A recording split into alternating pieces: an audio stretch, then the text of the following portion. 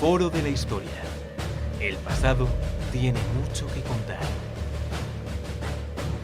Bienvenidos y bienvenidas a Foro de la Historia. Hoy estamos con Mario Agudo Villanueva. Hoy vamos a hablar acerca de Filipo de Macedonia, este libro que nos ha proporcionado la editorial Despertaferro y que, bueno, pues la verdad nos habla de un personaje sin el que desde luego no podríamos entender a Alejandro Magno, y un personaje que fue realmente importante en su época, en el siglo IV antes de Cristo. La verdad es que es interesante este personaje porque cimenta el reino macedónico y bueno, y lo que luego posteriormente será pues ese imperio, ¿no?, que creará Alejandro Magno con esas conquistas orientales.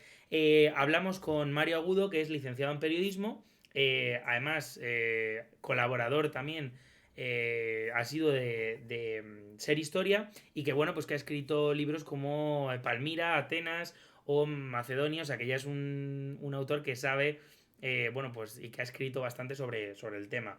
¿Qué tal? ¿Cómo estás, Mario? Hola Javier, encantado de estar contigo. La verdad es que muy contento porque ya en su momento coincidimos tú y yo en un podcast que grabamos con Miguel Ángel, si no recuerdo mal, del reto histórico. Y Sí, no sé si te acuerdas, es que yo lo estaba pensando sí. antes. Yo creo que coincidimos también con Luis, para hablar de 300, Tierra y Agua, un juego de un También, wargame, es verdad, sí. un wargame. Justo, y estaba pensando, digo, hace muchísimo que no hablábamos. Lo que pasa es que me guardé tu WhatsApp para ver si podíamos hacer algo, porque sí que es verdad que, de hecho, nos comentaste que estabas escribiendo algo sobre Macedonia y esta época de Filipo. Y bueno, pues aquí está. La verdad que con el tiempo, pues hablamos de este tu libro. Bueno, lo primero de todo, has escrito mucho sobre ciudades que han marcado la antigüedad, como es el caso de Atenas, Palmira. em, pero bueno, ¿cómo te lleva, digamos, a... ¿Cómo comienzas a escribir sobre este reino, o sea, sobre esta Macedonia y sobre todo sobre Filipo II? Bueno, a ver, yo me inicio en el mundo de Macedonia y el mundo helenístico por la figura de Alejandro Magno, que yo creo que es la que nos ha cautivado a todos los que de alguna manera hemos entrado en este universo. Y lo hice desde muy pequeño. Uno de los primeros libros que cayó en mis manos fue una biografía, eh, medio ensayo, medio cómic de Lessier, que publicó Bruguera. Tiene más años de los que me gustaría reconocer, pero bueno, eso fue lo primero que cayó en mis manos. Y desde entonces fui devorando libros, sobre todo sobre Alejandro Magno, que fue el personaje que a mí me cautivó. Pero, claro, uno se va haciendo mayor, va cumpliendo años y se va dando cuenta de que Alejandro no cayó del cielo y que Alejandro pertenece a un contexto histórico. Y ese contexto histórico, que es el Reino de Macedonia, empezó a interesarme también, lógicamente. Y fue como me empecé a introducir en los estudios macedonios. Y dentro del amplio campo de los estudios macedonios, pues hay un personaje fundamental, que es la bisagra entre lo que era un reino comparsa, podemos decir, de alguna manera, en el ámbito político de la Hélade, a convertirlo en la potencia hegemónica de Grecia, y ese es Filipo de Macedonia. Y es cierto que además mi trayectoria personal también ha hecho que me vaya interesando más por el padre que por el hijo. Desde que fui padre, hacia el año 2009, me empezaron a plantear, o se me empezaron a plantear otras preguntas en la vida, en mi situación personal, que se trasladaron a mis intereses también en el ámbito de la historia. Y ahí fue cuando empecé a profundizar todavía más en el reino de Filipo. Así que han sido casi 12, 13 años de lecturas. No he estado absolutamente dedicado a ello, por supuesto, pero sí que, como se puede comprobar en la bibliografía, pues he trabajado al personaje. Lo hablábamos antes justo que es un libro que está muy bien documentado, como además es habitual en Despertaferro, que tiene una línea editorial además de publicar libros que tienen, pues aparte de colaboraciones con profesores, universitarios y bueno, pues que desde luego una de las bases, y a mí es de hecho una de las cosas que me gusta de la editorial, y no lo digo por hacer el pelote a nadie, que conste, sí que es cierto que es esa bibliografía tan extensa. Me gustaría preguntarte acerca claro, Filipo vive en ese siglo tercero, perdón, en ese Ujú. siglo cuarto antes de Cristo, y mi pregunta es un poco, ¿se entiende ese siglo cuarto en la zona, digamos, de esa Grecia, antigua Grecia, que desde luego pues estaba dominada por Atenas, por Tebas o por Esparta mismamente, ¿se entiende en ese contexto sin Filipo II? Bueno, estamos ante un mundo griego que está en cambio, en un cambio realmente traumático porque el mundo de la polis, tal y como lo conocemos, estaba colapsando. Y estaba colapsando por sus propios errores, no porque hubiera alguien que amenazara esa estabilidad, ¿no? Digamos. Grecia se había enfrentado al mundo persa con matices, porque, por ejemplo, Tebas no había formado parte de los, como vimos en aquel programa que ya estuvimos aquí hablando acerca de los 300, los tebanos no apoyaron a la resistencia griega, como muchos otros, por ejemplo, Macedonia era territorio también del Imperio Persa en aquel momento, pero ese conflicto con los persas había inaugurado una nueva manera de pensar entre los griegos, que era la unión de esfuerzos contra un enemigo más potente, ¿no? Y esa unión de esfuerzos va asociada de manera ineludible a una cesión de parte de la autonomía. Porque claro, cuando tú haces una coalición, alguien tiene que mandar. Si no, aquello está condenado al fracaso.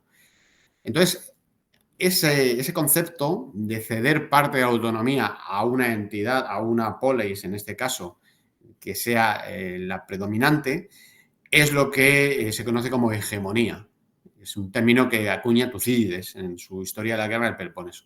Pues esta lucha por la hegemonía, que va a enfrentar a Atenas con Esparta y a Esparta con Tebas de manera sucesiva, va a desgastar de una manera sangrante a las polis y va a llevar al modelo de polis, como lo conocemos, a una situación de colapso. Entonces empiezan a surgir otra serie de entidades que ya existían, pero que empiezan a adquirir cierto protagonismo, como son las ligas o los reinos del norte, en este caso Macedonia. Coincide este colapso de la polis con la aparición en escena de un rey, un personaje realmente poderoso, que es Filipo.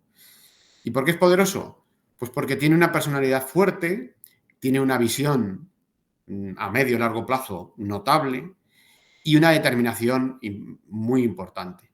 Y esto hace que el reino, que antes no había sido más que un invitado secundario en la política griega, se convierta en una amenaza para estas polis que luchan por la hegemonía.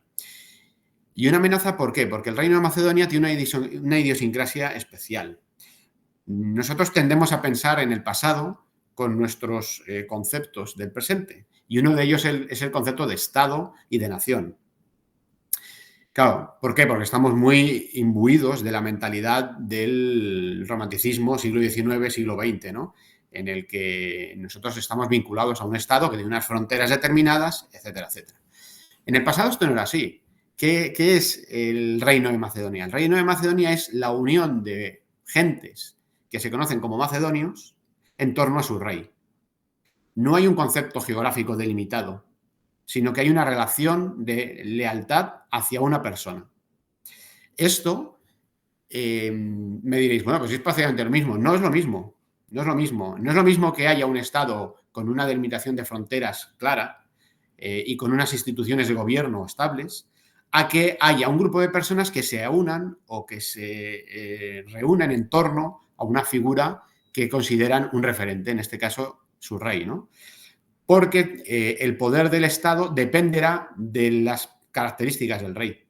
Si el rey es poderoso, si el rey tiene liderazgo, si el rey es capaz de llevar a su pueblo a la gloria, pues entonces el reino prosperará. Pero si el rey es pusilánime o es débil, será devorado por las luchas intestinas dentro del propio reino, ¿no? Y será incapaz de llevar eso a buen puerto. Entonces, lo que ocurre con Filipo es que llega al poder en una situación complicada para los macedonios, porque se encuentran asediados en la frontera noroeste por los ilirios y la frontera noreste por los tracios. De hecho, en esas luchas contra los ilirios muere el rey Pérdidas III, que es hermano de Filipo, y no solo muere él, sino que mueren 4.000 soldados del ejército macedonio. Esto es una cifra notable. No es determinante, pero sí que es un impacto importante. Así que Filipo tiene que atender, en primer lugar, a una situación muy inestable en su reino. Pero lo hace con una predeterminación fulgurante. Tiene una visión estratégica que le permite priorizar problemas. Él sabe a dónde puede llegar y a dónde no puede llegar. Por ejemplo, Atenas tiene intereses en el norte del Egeo. Intereses porque de allí procede la madera con la cual se construye su flota y de allí procede buena parte de las explotaciones mineras del Pangeo, ¿no? Lo que hace Filipo es renunciar a la guarnición que los macedonios tenían en Anfípolis, que es una ciudad a la que Atenas aspiraba desde su fundación.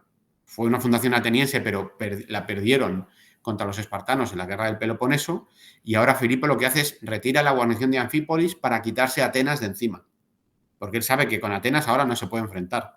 Entonces, él va priorizando esos problemas y poco a poco va consolidando su poder, va consolidando los dominios, el territorio que estaba bajo su protectorado, y lo va ampliando y va expandiéndose y va tomando decisiones con cierta prudencia, pero con aplomo. Y eso hace que no solamente acabe consolidando el reino, sino que se vea involucrado en el devenir de los acontecimientos políticos de la Grecia central, que es ahí donde empieza, digamos, el auge del reino de Macedonia con Filipo. Me ha gustado mucho el concepto de Estado, de que el Estado llega hasta donde llegan las lealtades. Creo que además es... Y es que es así. Es así. De hecho, Filipo va a tener problemas a lo largo de todo su reinado con la lealtad de los nobles de la Alta Macedonia. O sea, esos nobles responden ante el rey. De hecho, un ejemplo claro es la institución de los pajes reales, los basilicoi paideis, que son nada más ni nada menos que los hijos de los nobles que van a vivir a la corte de Filipo y se convierten al mismo tiempo en nuevos getairoi, pero rehenes. Porque son rehenes en la corte. No dejan de ser rehenes. Son una muestra, testigo, digamos, de lealtad. Entonces, Sí, vamos, de las familias, bueno, una lealtad quizá también un poco forzada, ¿no? Hasta claro, cierto punto, claro. para que no asesinen a la persona que Hay una está de cosa rey. interesante, hay una cosa interesante en la reforma militar de Filipo, que es uno de los aspectos que le confiere más fama, es que Filipo amplía la masa social del ejército. Hasta la época de Filipo, los macedonios combatían a caballo, y los que podían combatir a caballo normalmente eran nobles, con una infantería pues muy precaria, ¿no? Combatían de una manera muy precaria. Lo que hace Filipo es consciente de que solamente con caballería no pueden sostener el reino, ya se ha demostrado en las batallas contra los ilirios, en los otros enfrentamientos que han tenido. Entonces lo que hace es ampliar la masa social del ejército. Crea un cuerpo enorme de infantería bien entrenado, bien armado y muy leal al rey. ¿Y cómo hace que sean leales? Pagándoles bien. Les da territorios para que los puedan trabajar, les entrega los botines que van consiguiendo y digamos que crea una especie de ejército, podríamos decir, incluso profesional. Y no solo eso, sino que encima les llama pecetairoi, los compañeros de a pie. Los nobles se llamaban los getairoi, los compañeros a caballo del rey, ¿no? Entonces lo que hace él es que pone a la soldada al nivel de los compañeros del rey, de los famosos compañeros del rey, porque les llama pecetairoi, los compañeros de a pie. Es decir, que un soldado macedonio, un infante macedonio, no solo es bien armado y bien pagado, sino que encima el rey le ha puesto a su nivel, entre comillas, claro, nunca va a estar al nivel del rey. ¿Y qué ocurre? Que hace con esto un contrapeso del peso de la nobleza. La nobleza macedonia deja de tener tanto poder, porque ya no es la única que está en armas en el reino. Ahora ya están en armas prácticamente todos. Entonces, ese poder se contrapesa. Y eso es una quiebra social que vamos a ver después, cuando muere Alejandro, en el enfrentamiento que hay entre la caballería y la infantería. Cuando muere Alejandro Magno, Pérdicas, que en ese momento queda como el referente del reino, decide que se va a apoyar como candidato al trono a Alejandro IV, que no había nacido, estaba en el vientre de Roxana todavía. Sin embargo, la infantería, los pecetairoi, dicen que no, que el candidato va a ser Arrideo, que era otro hijo de Filipo. Luego esa fractura que se ve en ese momento, que llega incluso a un enfrentamiento, en mi opinión y la de otros investigadores, es una muestra de que no se había terminado de cicatrizar la herida que abrió la reforma militar de Filipo.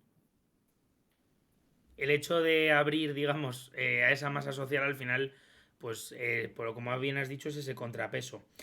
Bueno, luego hablaremos más de la reforma militar, porque además, como bien has dicho, es uno de los aspectos fundamentales de Filipo, y yo creo que un poco la plasmación de esos objetivos. Pero me gustaría, pues eso, hablar primero de qué objetivos tenía Filipo o qué visión a medio o largo plazo tenía Filipo para Macedonia y sobre todo cómo fue logrando pues ampliar el reino paulatinamente en detrimento de todas estas ligas que, como bien has dicho, estaban en retirada, por así decirlo. Bien, hay quien afirma que Filipo tenía un plan para Grecia desde el principio. Yo creo que es un poco aventurado. Filipo se encuentra un reino en un estadio muy precario. Luego no puede tener un plan para Grecia. Tampoco había habido antecedentes en el reino que permitiesen explicar que Filipo tenía un plan para Grecia. Lo que hace Filipo es que simplemente está y va aprovechando sus oportunidades.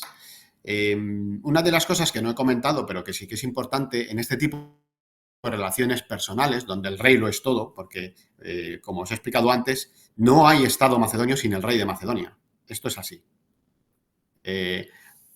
Ahora, por ejemplo, si se muriera el rey Felipe, pues hay unas instituciones que pueden sostener el país, ¿no? No es una condición indispensable que exista la figura del rey. No tenemos que pensar en estos términos cuando hablemos del pasado. Si moría el reino quedaba absolutamente abierto a cualquier hipotética situación. Entonces, el rey, en este caso Filipo, ya tiene suficiente con poder asentar sus dominios en el reino, ¿no? Y una vez que asienta sus dominios,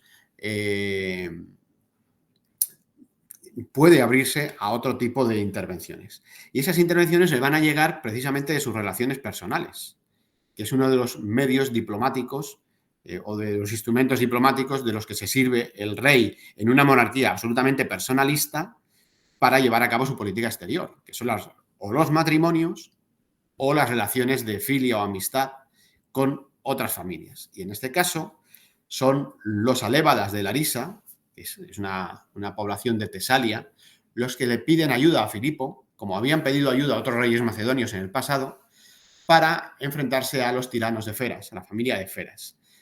Y en este contexto, a través del cual Filipo interviene en defensa de los alébadas, se da la circunstancia de que no solamente va a intervenir en ayuda de los alébadas, sino que se va a ver involucrado en la Tercera Guerra Sagrada. La Tercera Guerra Sagrada era una guerra por el control del santuario del Consejo Anfictiónico del Santuario de Delfos, que es uno de los santuarios panhelénicos más importantes de Grecia. Y que no solamente tenía importancia desde el punto de vista religioso, tenía una importancia política de primer orden, porque era el órgano rector de los asuntos políticos de la Grecia central, el Consejo Anfictiónico, ¿no? Que era el consejo de aquellos estados que estaban próximos al santuario de Delfos.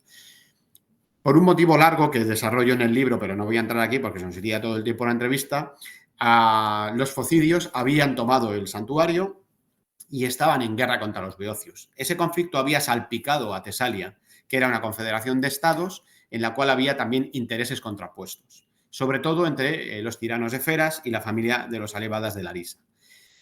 Como la guerra sagrada salpicó Tesalia y Filipo intervino en Tesalia, Filipo se vio de alguna manera involucrado en el desarrollo de los acontecimientos. Y esa primera intervención de Filipo es nefasta, es derrotado por Onomarco. Es derrotado, además, con bastante contundencia y se tiene que retirar. Esa es la famosa frase que se le atribuye, que dice que él no se retiró nunca, que simplemente cogió distancia para embestir como un carnero. Efectivamente, poco tiempo después vuelve a intervenir en la Guerra Sagrada y ahora sí derrota de manera contundente a los focidios en la batalla del campo del Azafrán. Esa batalla del campo del Azafrán va a suponer un punto de inflexión. ¿Por qué? La guerra no termina, la Tercera Guerra Sagrada no termina, pero sí queda relegada a un conflicto entre tebanos y focidios más local, y lo que queda de manifiesto ahí es que Filipo ha conseguido presentarse ante los griegos como una fuerza importante, hasta el punto de que se presenta en las Termópilas y es frenado por Esparta y Atenas. Filipo no entra en combate y directamente se repliega. Pero ahí ha quedado que Filipo es un enemigo que hay que tener en cuenta. ¿Por qué? Porque también había estado operando en Tracia. Había tomado Anfípolis, está tomando todos los intereses atenienses en la zona del norte del Egeo. Y eso le va a poner ante otra puerta, que es la de Atenas. Si la Guerra Sagrada le había situado ante la puerta de la Grecia central, el entrar en conflicto en el norte del Egeo con los intereses de Atenas le va a situar ante Atenas y ante un personaje decisivo que es Demóstenes, que se va a convertir en su gran antagonista y en el causante de que la imagen que nosotros tenemos de Filipo sea una imagen bastante distorsionada. Bueno, también hemos hablado antes de las cuestiones militares y bueno, se habla de la falange, ¿no? Que es quizá una de las cosas más interesantes de este periodo y tal, pero la historia es cómo cambia Filipo, has comentado el tema de los getairoi y de los compañeros a pie, cómo cambia Filipo en la organización del ejército, digamos, a través de esas reformas para luego enfrentar y, digamos, derrotar a los griegos pues, que no son capaces de frenar estos ejércitos nuevos y más dinámicos. Lo primero que hace Filipo, aparte de ampliar esa masa social y de armarla adecuadamente y de entrenarla bastante bien y de reducir el tren de bagaje, lo cual le da una gran capacidad de maniobra, es incorporar elementos que estaban funcionando de manera aislada en el escenario bélico griego. Por ejemplo, la lanza larga. La lanza larga ya la había utilizado Ifícrates en el norte. Ifícrates es un general ateniense que había estado en esa zona del norte de Grecia combatiendo, defendiendo los intereses de Atenas, ¿no? No es una lanza tan larga como la sarisa de Filipo, pero sí es una lanza larga. Entonces, ahí tenemos un primer elemento que incorpora y que convierte o que transforma la panoplia militar del falangita macedonio. ¿Por qué? Porque la sarisa es una lanza larguísima. No hay controversia en torno a su longitud. Yo he puesto en el libro una tabla con diferentes propuestas. También es cierto que no es lo mismo una lanza, una sarisa de época de Filipo a una sarisa de época helenística.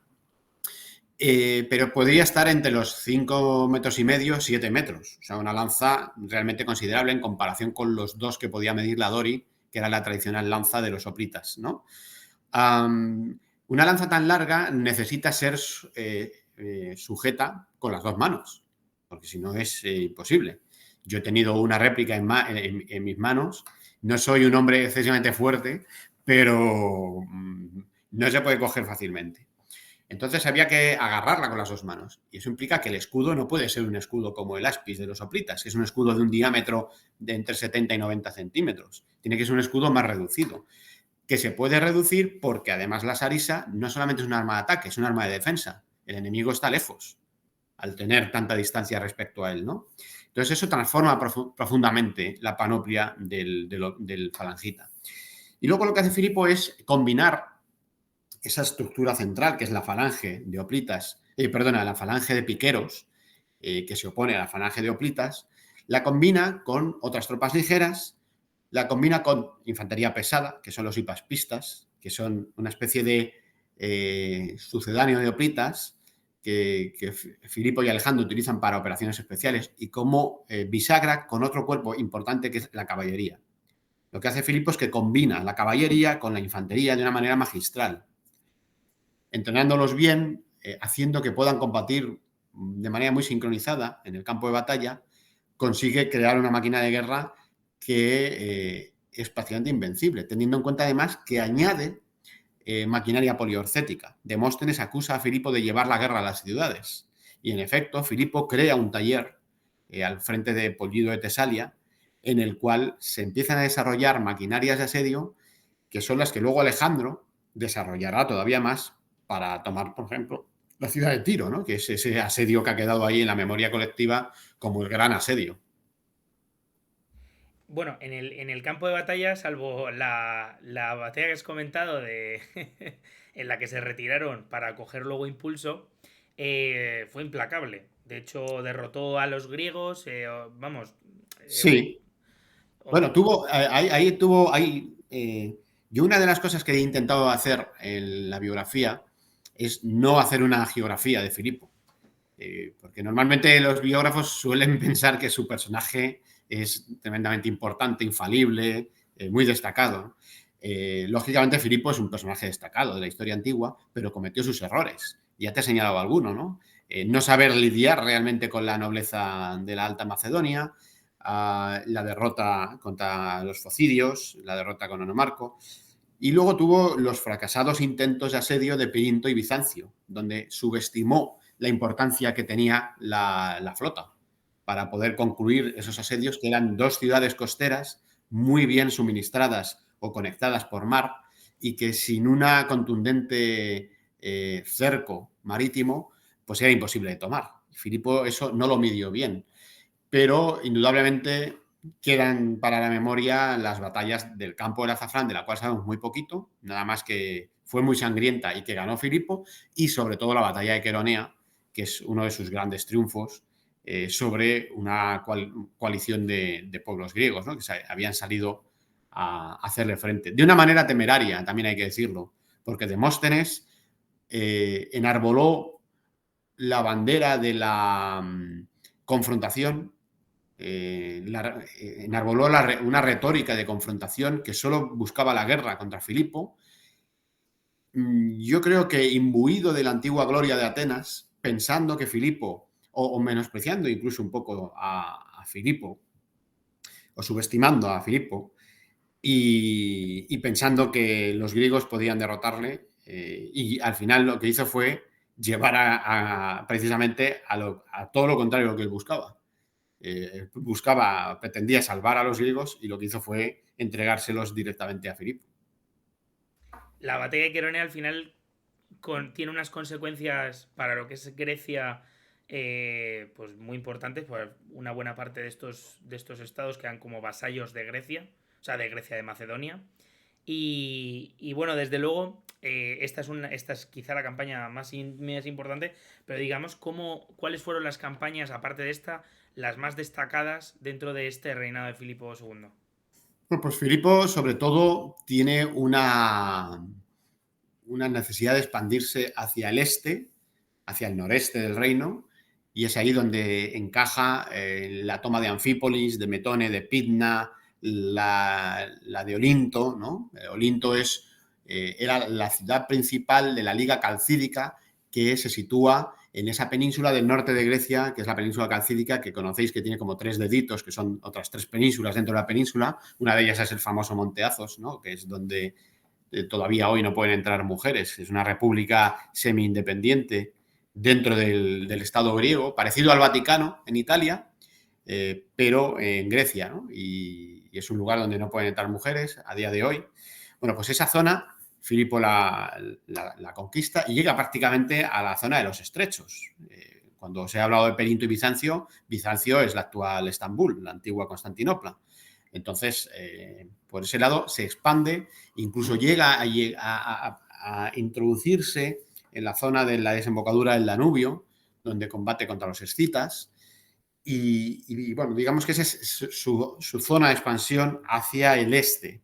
Y luego por el oeste, él no tiene interés en tomar la tierra de los ilirios, lo que tiene interés es que los ilirios no supongan un problema para Macedonia, entonces se dedica a hacer una especie de cordón sanitario en torno al límite noroccidental de su reino, que viene a caer en la zona de los lagos Ori y Prespa, que es la actual confluencia de los estados de Albania, Macedonia del Norte y Grecia, ¿no? Ese triángulo es la zona por la que se expande Filipo hacia el oeste, llega a hacer una campaña en lo que es la actual Albania, en la zona del Drin Blanco, una campaña que, como digo, tiene el interés o el objetivo fundamental de tranquilizar a los ilirios, demostrarles quién es el que domina la zona, pero no tiene afán de conquista.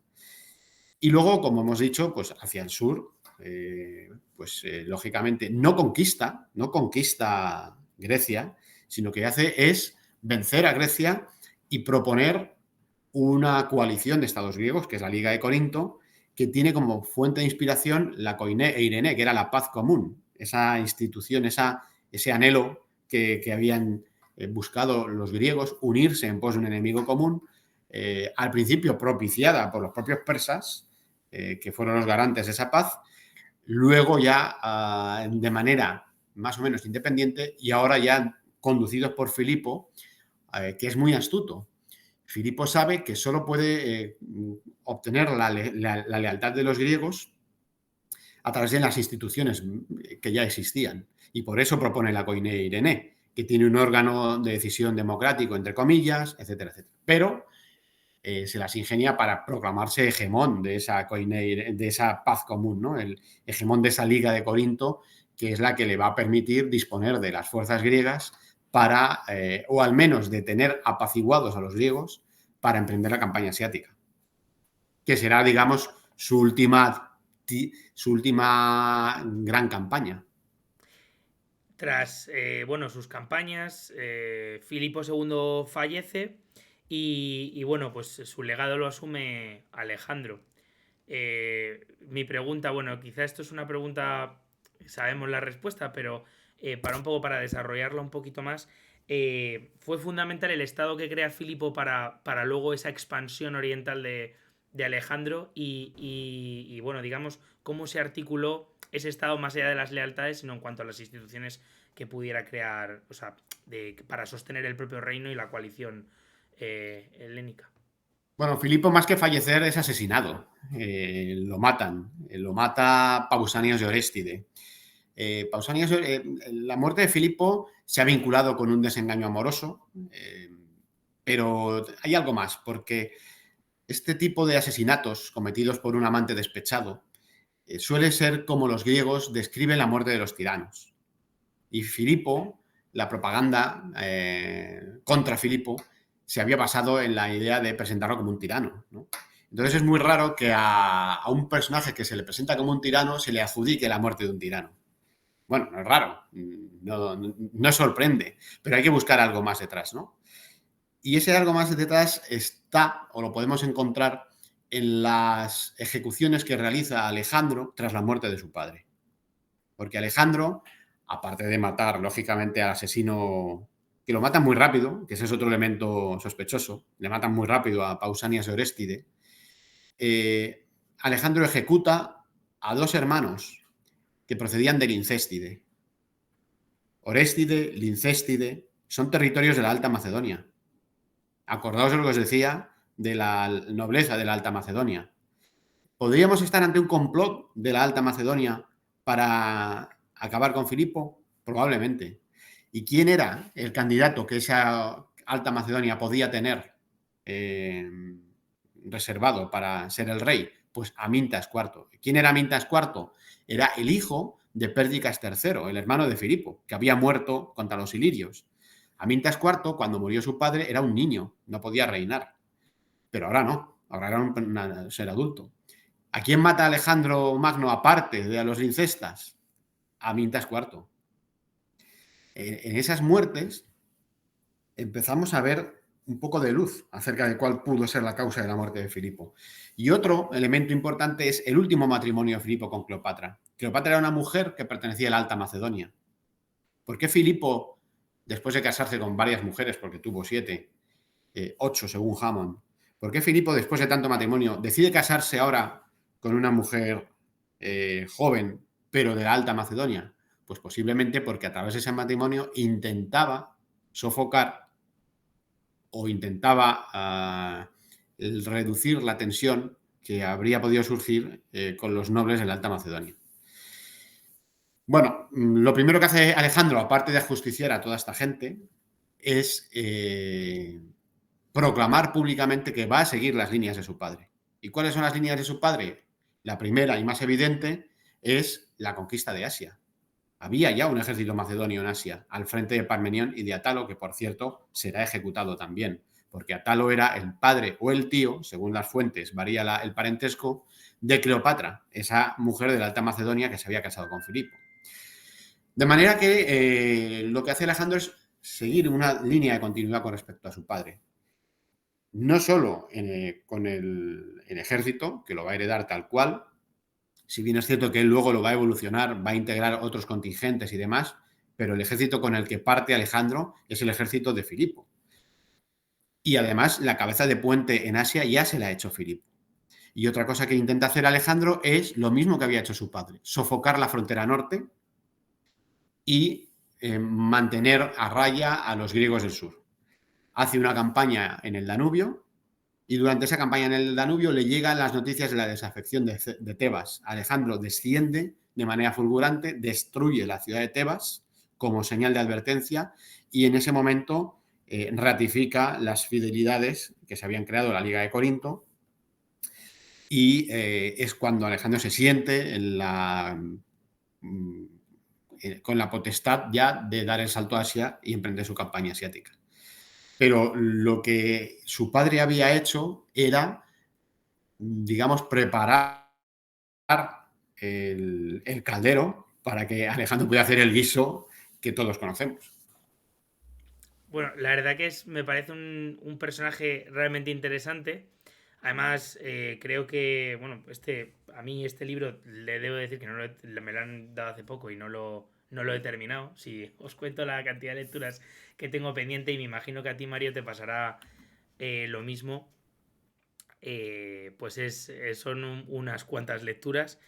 Y bueno, me gustaría por último terminar la entrevista preguntándote acerca de tus próximos proyectos y si están ligados a este libro de Filipo de Macedonia. Bueno, yo me dedico fundamentalmente a trabajar el mundo griego y en particular macedonio y helenístico. Tengo cosas en mente, todavía nada concreto, pero indudablemente que lo próximo que haga pues tendrá que relación con Macedonia seguro, vamos. Porque si no estaría escribiendo sobre algo que no sé o no conozco. Macedonia o el mundo griego, que también es en particular siglos V, IV, III, sobre todo V y IV, antes de Cristo. Pues nada, la verdad que te deseamos muchísimos éxitos con este libro. Esperamos entrevistarte cuando, bueno, si hay algún proyecto posterior, que esperamos que sí. Y nada, un placer haberte tenido aquí, Mario. Igualmente, Javier, espero con el nuevo proyecto, si finalmente llevo a cabo alguno, estar aquí también.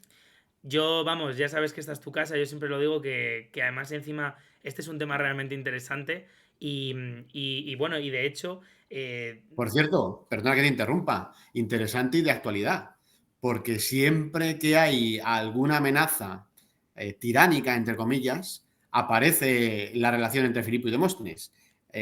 Marion Adams, que era una investigadora londinense en la Segunda Guerra Mundial, comparó a Filipo con Hitler y a Demóstenes con Churchill. Y ahora se está hablando del momento de Demóstenes en Europa, confrontando a Putin, o comparando a Putin con Filipo y la amenaza que representa con respecto a la Europa democrática. Precisamente el otro día en La Razón me pidieron que escribiera sobre este tema y publiqué un artículo de opinión en el que venía a decir que ojo con los pasados que agitamos, porque el pasado es más complicado de lo que parece. sí, Normalmente entendemos siempre la realidad y el pasado como una lucha de buenos contra malos, pero luego empiezas a rascar y te das cuenta de que ni Filipo era lo que aparentemente es, ni Demóstenes era el liberador que aparentemente es. Lo que hizo Demóstenes fue, como consecuencia de una nostalgia desmedida, de una antigua gloria que ya se había perdido, llevar a su estado a una guerra que sabía que iba a perder. El problema es eso, que la realidad siempre es bastante más compleja y que dentro de lo que es la capa de colores entre el blanco y el negro, pues hay eso, unas capas de gris Claro. que desde luego hacen que la Lo que pasa realidad es que sea otra luego está cosa. el efecto deformador, que por eso el primer capítulo del libro de Filipo yo lo empiezo con la cita de Valle Inclán, de Luces de Bohemia, Sí. del Callejón del Gato, porque claro, nosotros vemos la historia o entendemos la historia a partir del relato de personas que nos la cuentan, pero esas personas que nos cuentan la historia tienen sus intereses y esos intereses a veces deforman, nos presentan una realidad desformada, nos presentan un esperpento, que es lo que decía Valle Inclán de los espejos, ¿no? Esos testimonios son un espejo donde nosotros tenemos que intentar ver cuál era la figura original, pero no lo vamos a poder saber realmente. Podemos intuir, oye, mira, pues este espejo me lo está haciendo más gordo o más flaco o más alto, pero no sé realmente cuál es el aspecto real del personaje. Y no hace falta irse muy lejos, porque la prensa actual desempeña ese mismo papel con la realidad. Nosotros no somos amigos directos ni de Pedro Sánchez, ni de Putin, ni de nadie. Lo conocemos a través de lo que nos cuentan. Y lo que nos cuentan está lleno de intereses. Y ahí es donde yo creo que nosotros tenemos que aplicar nuestro criterio, nuestro raciocinio, que para eso somos seres humanos con cabeza, y poder determinar realmente cuándo nos están contando una milonga o al menos ponerlo en cuarentena, ¿no? Pero veo mucha gente que directamente se lanza a la arena con una visión muy estereotipada de la realidad, muy de blanco o negro, sin tener en cuenta la amplia gama de grises que siempre hay en todos los acontecimientos. Y no contentos con eso, encima se lanzan al pasado y hacen comparaciones que al final quedan en una suerte de pastiche que no tiene ningún sentido. Pues no sabes lo que me alegra esta reflexión que estás haciendo, porque muchas veces, la verdad que en el mundillo de la divulgación, y esto, bueno, más allá de la entrevista que hemos hecho, y creo que para esta reflexión final, oye, pues este tema yo creo que es interesantísimo, muchas veces lo que vemos en la divulgación es, digamos que por el afán, y supongo que pasará lo mismo con cuestiones bueno, en los medios de comunicación. De hecho, ayer estaba escuchando Radio y Televisión Española y hablaban de esto, de que muchas veces intentaban como deformar, en este caso, hacer comparaciones que no tenían absolutamente nada que ver, simplemente por ganar 2.000, 3.000 o 10.000 clics, y que al final lo que acaban generando es esa deformación y desinformación hacia a la ciudadanía, vaya. Claro, sobre todo porque a veces cuando hacemos esto, indudablemente se traspasan conceptos que son modernos Hmm, al pasado. Por ejemplo, una cosa que es polémica, pero yo siempre reflexiono. Me han preguntado, ¿Filipo era machista? Vamos a ver, no puede ser machista en la medida en que ese concepto no existe en el claro. pasado. Hombre, O sea, tú puedes ser machista cuando eres consciente de que el hombre y la mujer son iguales y aún así quieres hacer superior al hombre. claro. Pero tú no puedes ser machista cuando perteneces a un mundo en el cual estaba asentado culturalmente Sí. una relación de desigualdad. Otra eh, cosa es que tú ahora lo expliques y digas, mira, este comportamiento de Filipo es así por tal cosa, por esta otra, por tal, pero calificarle de machista o de genocida, como se ha calificado a Alejandro también, claro, es traspasar un concepto moderno. Es como, claro, podríamos hablar en el pasado de lucha obrera, no hay conciencia de clase en ese sentido. ¿Podemos hablar, por ejemplo, de una clase media macedonia creada por Filipo? No hay clase media como tal. Podemos a lo mejor hacer símiles o podemos decir, oye, pues mira, pues esto era una especie de clase media o esto era tal, pero siempre desde un punto de vista muy didáctico, poniendo las cosas en contexto y explicándolo muy bien, porque claro. si no luego nos llevamos a afirmaciones rotundas. Esto de ahora, por ejemplo, también me han preguntado mucho a propósito de la serie Netflix. ¿Era Alejandro gay? Vamos a ver. Hay que entender las relaciones homoeróticas en el mundo griego, en su contexto y cómo eran, porque el concepto gay como tal no No existía. existía, no existía como tal. Entonces no puede ser gay. Sí tenía relaciones con hombres, efectivamente. Tenía relaciones con hombres y con mujeres. O sea, era, si quisiéramos decirlo de alguna manera, podría ser bisexual, pero es que incluso podría ser hasta pedófilo, si puestos a trasplantarnos conceptos, porque las relaciones homoeróticas entre hombres en el mundo griego solían ser entre un Erastés que era adulto y un Eromenos que era un infante, un Claro. efebo. Entonces podemos hablar hasta de pedofilia, pero claro, lo que no podemos es juzgarlo. Claro, Que es sí, porque además volviendo al... nosotros nos movemos en una sociedad de unos cuantos siglos posterior y desde luego, bueno, unos cuantos, varios milenios, y la historia es al final que, pues eso no puede ser. De hecho, yo me acuerdo siempre de una. Bueno, es que este es un problema muy gordo porque yo me acuerdo de una profesora mía que llegó a afirmar que Aristóteles era machista porque consideraba que el burro estaba por delante de la mujer. Y yo decía, claro, es Wow. que en el contexto en el que un señor griego prima las propiedades antes que su mujer, que no es poco más que una propiedad de menor valor, digamos entendiendo toda esa lógica que tenían, desde luego los conceptos varían. También es cierto, a mí es una cosa que me gustó y fíjate que yo no he aprendido mucho de eso, me da un poco de vergüenza decir esto, pero muchas veces el tema de la posmodernidad y el análisis de los conceptos nos lleva a entender eso de, bueno, qué es pues un obrero en el siglo XIX y qué lo es ahora, ¿no? O por ejemplo, Claro. qué es, pues eso, qué es el tema de la homosexualidad o la bisexualidad en Grecia y qué lo es ahora. Son sociedades tan diferentes que de hecho probablemente no podríamos ni siquiera compararnos quizá profundamente ni con la sociedad en la que vivían, por ejemplo, mi abuela, que nació en 1927. Sí, sí, no, para nada. Ese es el problema. Cuando se tienden este tipo de puentes hacia el pasado sin poner en contexto, al final acabas produciendo un esperpento. Porque ni consigues explicar realmente el presente, que es mucho más complejo, ni tampoco te sirve de nada eh, traer al pasado. Es como las reivindicaciones políticas nacionalistas de uno y otro sentido, es decir, por ejemplo, el nacionalismo español o el nacionalismo catalán o el nacionalismo vasco, que se amparan también en la historia y la tergiversan o la presentan de acuerdo a sus intereses. Pues mire usted, el siglo XV es el siglo XV, el siglo XVI es el siglo XVI y ahora es otro. ¿Que quiere usted vincularlo al pasado? Bueno, pues vincúlelo, pero No de la eso no le da más manera en la razón. que pervierta el presente y el pasado Claro. a la vez. Eso no le da más razón para sus argumentos, en primer lugar, porque el mismo derecho tiene, iba a decir una comunidad sin historia, que ninguna la hay sin historia, todas tienen su historia, pero estamos hablando, por ejemplo, de derechos individuales, ahí da igual, es una cuestión que no tiene por qué justificarse en hechos pasados, ni construir un discurso épico o construir nada que sirva para justificar, porque al fin y al cabo el problema es cuando se hace historia militante en diferentes sentidos. No, la historia no puede ser militante, la historia puede explicar, o nos puede servir para explicar, o nos puede servir como referente, nos puede servir como inspiración, pero, Pero nunca pero, como, como, como algo. pero no nos puede servir para justificar un hecho militante a día de hoy. Pues No lo muchísima sé, vamos, razón. no sé si me he conseguido explicar, pero Sí, sí. yo creo que cuando traemos al presente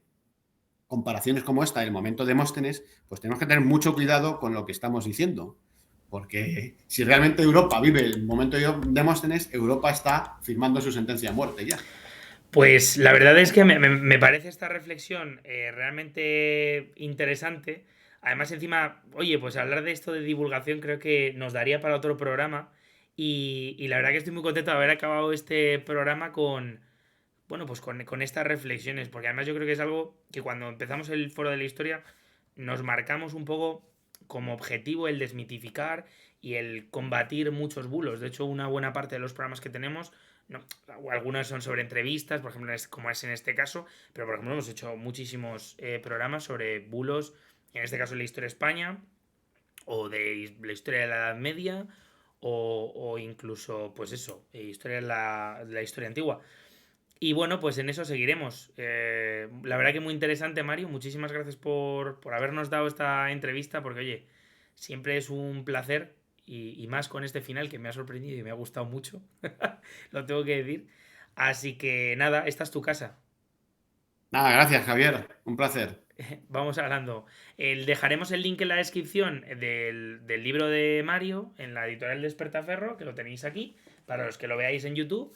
Y bueno, lo dejaremos por supuesto en todas las plataformas, Spotify, iVoox y demás. Y bueno, pues nos vemos el próximo domingo a las 6 de la tarde. Muchísimas gracias. Si te ha gustado este podcast, puedes darle 5 estrellas en Spotify. Por otra parte, si lo ves desde iVoox o desde YouTube, puedes darle un buen like. Asimismo, nos puedes seguir en redes sociales para ver los artículos que vamos publicando en forodelahistoria.com. Recuerda que tu apoyo es fundamental para este podcast y para, las personas que lo componemos. Muchísimas gracias y nos vemos la semana que viene. Chao.